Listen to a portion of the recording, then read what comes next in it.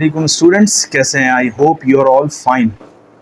हमने लास्ट की कुछ वीडियोस में अपना chapter 5 that is work, energy और पावर के न्यूमेरिकल्स ख़त्म किए थे और number of numericals I think थे 11।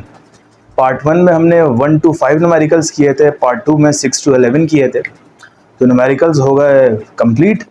अब हम चलते हैं कुछ टॉपिक्स की तरफ। स्टार्ट करते हैं हम चैप्टर 5 का। एक टॉपिक है, नया टॉपिक है आपकी इस न्यू बुक में, वो है एस्केप वेलोसिटी। इसकी छोटी सी डेरिवेशन भी है। सबसे पहले पढ़ते हैं एस्केप वेलोसिटी होती क्या है। The minimum velocity with which the body has to be projected vertically upward from the surface of the earth or an other planet so that it just cross the gravitational field of earth। अब हो सकता है आपको समझ में ना आए, तो अब समझते हैं। पहले तो मैं इसकी उर्दू में ट्रांसलेशन कर दूं कि वो कम से कम वेलोसिटी कि जब हम किसी भी ऑब्जेक्ट को अर्थ की सरफेस से वर्टिकली अपवर्ड थ्रो करें तो वो अर्थ की ग्रेविटेशनल फील्ड से बाहर निकल जाए, बाहर एस्केप कर जाए। इस वेलोसिटी को हम कहते हैं एस्केप वेलोसिटी। लेट सपोज ये अर्थ है, ठीक है स्टूडेंट्स। अर्थ का मास भी होगा, यहाँ हमने कह दिया this is the mass of earth that is ME। और आपको ये भी पता होगा अर्थ का सेंटर से लेके यहाँ तक जो भी डिस्टेंस होगा इसको हम कहते हैं RE that is radius of earth. और ये जो मैंने राउंड बनाया है ये है अर्थ की ग्रेविटेशनल फील्ड। आपको पता है ग्रेविटेशनल फील्ड क्या होती है। तो ये अर्थ की सरफेस है।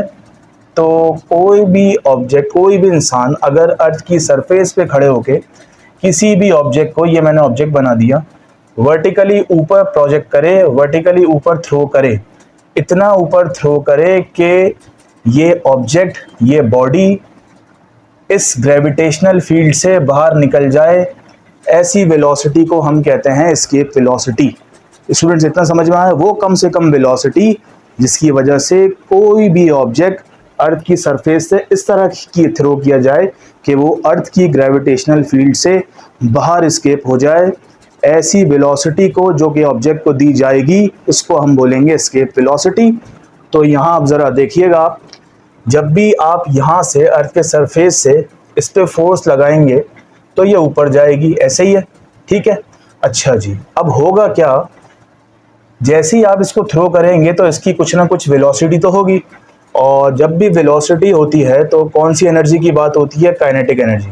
तो इट मीन्स कि आपने अर्थ के सरफेस पे खड़े होके इस ऑब्जेक्ट को, इस बॉल को, इस बॉडी को काइनेटिक एनर्जी प्रोवाइड करी, ऐसे ही है। अब मैं स्टार्ट करता हूँ derivation. Kinetic energy is equals to, अब दूसरी बात देखें, आपने इसको इतना ऊपर फेंका कि ये अर्थ की ग्रेविटेशनल फील्ड से बाहर निकल गई, फर्ज करें ये यहाँ आ गई, ठीक है। तो हम बोलेंगे इनफाइनाइट डिस्टेंस पे ये चीज़ चली गई, ये ऑब्जेक्ट चला गया इन्फिनिटी पे, ठीक है, ऐसे ही। और आपको पता है एब्सोल्यूट ग्रेविटेशनल पोटेंशियल एनर्जी क्या होती है? कि वो एनर्जी कि जब कोई भी ऑब्जेक्ट अर्थ की सरफेस से इतनी ऊपर चला जाए कि वो डिस्टेंस जो है इनफाइनाइट हो जाए, ऐसी एनर्जी को हम क्या कहते हैं? Absolute gravitational potential energy. तो हम यहाँ से एक इक्वेशन बना सकते हैं कि काइनेटिक एनर्जी बराबर है एब्सोल्यूट ग्रेविटेशनल पोटेंशियल एनर्जी के, ऐसे ही है।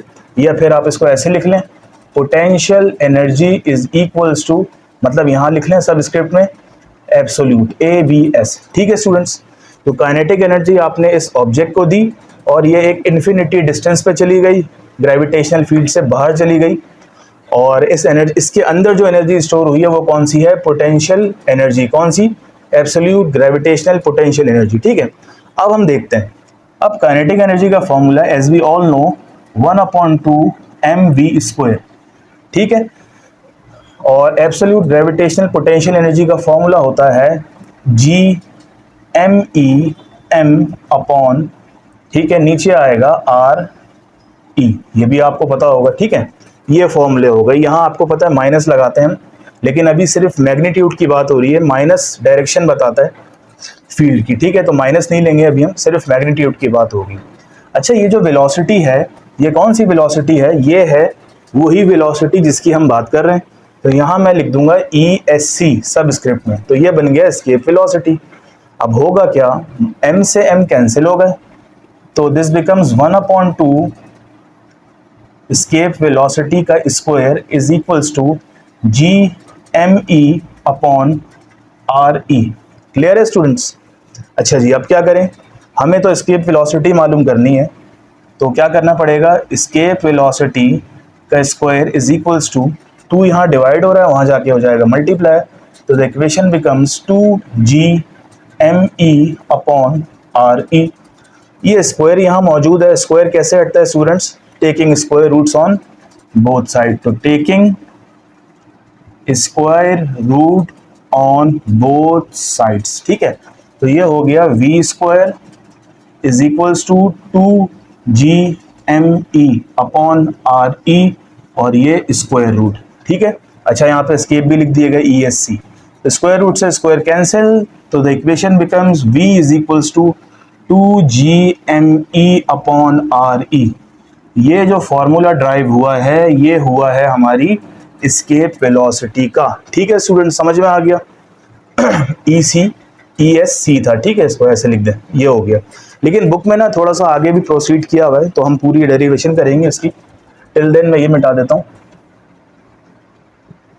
अच्छा जी, देखें, अब आपको पता है यूनिवर्सल लॉ ऑफ ग्रेविटेशन क्या होता है, तो आपको यहाँ लिखना है according to Newton's law of gravitation. Newton's law या यूनिवर्सल लॉ ऑफ ग्रेविटेशन एक ही चीज है, ठीक है, न्यूटन्स लॉ ऑफ ग्रेविटेशन। अब न्यूटन्स लॉ ऑफ ग्रेविटेशन क्या है, या फिर उसका फॉर्मूला क्या है, force of gravitation is equals to gravitational constant, पहला मास, ठीक है, जो कि अर्थ है, दूसरा मास जो कि जो बॉडी को हमने ऊपर फेंका गया है, divided by are E square. यह आपको पता होगा, लेकिन आपने 9th में पढ़ा होगा G M one M two upon R square. m1 basically the mass of body 1, m2 is basically the mass of body 2, and r क्या है, r से रेडियस आता है या फिर डिस्टेंस आता है, ठीक है। हमने m1 m2 को क्या बना लिया, m बना लिया। अब आपको पता है ग्रेविटेशनल फोर्स लगाने से किसी भी ऑब्जेक्ट का क्या प्रोड्यूस होता है, वेट प्रोड्यूस होता है। तो हम यहाँ लिखेंगे फोर्स ऑफ ग्रेविटेशन बराबर है किसके, वेट के बराबर है। ऐसा ही है ना, जब ग्रेविटी किसी भी चीज पे फोर्स लगाती है तो उसका वेट प्रोड्यूस हो जाता है। तो बाकी चीजें as it is G M E M upon R E square. अब आपको पता होना चाहिए कि what is the formula for weight. Weight का फॉर्मूला होता है एम जी, और this becomes G M E M upon R E square. M से एम कैंसिल आउट हो जाएंगे, ठीक है स्टूडेंट्स। तो हमारे पास जो इक्वेशन आएगी वो आएगी G M E upon R square, ठीक है। ये हमने एक और इक्वेशन बना ली, इसको नाम दे दिया इक्वेशन नंबर 2, इसको नाम दे दिया था इक्वेशन नंबर 1। आप एक दफ़ा पढ़ लें और इसका स्क्रीनशॉट ले लें, फिर मैं ये रब करूंगा जो इसकी डेफिनेशन लिखी है।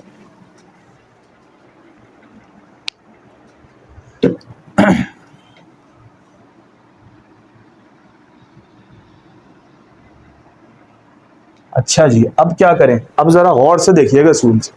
जी की वैल्यू है, जी की इक्वेशन है G M E upon R E square, ठीक है स्टूडेंट्स।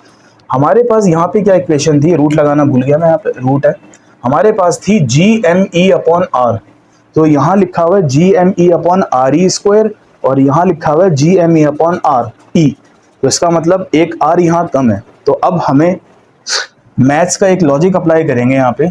तो फ्रॉम इक्वेशन 1, अब इक्वेशन 1 हम दोबारा ले लेते हैं, जो कि कहता है कि 2GME डिवाइडेड बाय RE और अंडर रूट। अब हमें क्या करना है, यहां देखिएगा जरा, दोनों मतलब ये न्यूमरेटर है, डिनोमिनेटर है, हमें मल्टीप्लाई और डिवाइड करा देना है किससे, RE से, क्योंकि हमें नीचे चाहिए RE square, therefore we multiply and divide by RE, ठीक है स्टूडेंट्स। अब क्या होगा जरा देखिएगा, तो ये बन गया 2GME अपॉन RE स्क्वायर, और बाहर क्या रह गया हमारे पास, सिंगल RE रह गया, ठीक है स्टूडेंट्स। यहां देखिएगा जरा, अब क्या करें, ये पूरी चीज स्टूडेंट्स अब जरा गौर से देखें, यहां पे ये देखें GME upon RE square is equals to nothing but the value of small g।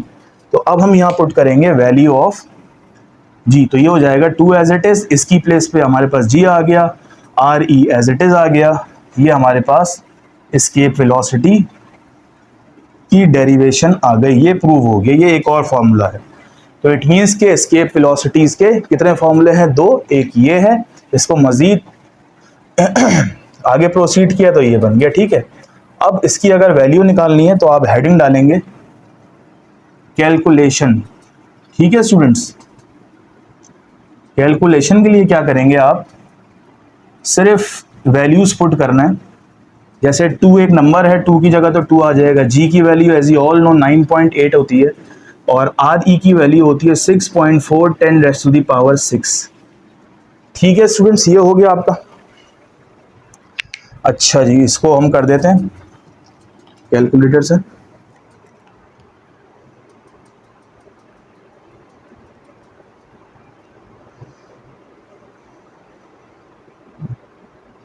तो ये आ गया स्टूडेंट्स 125.44 इंटू 10⁻⁶।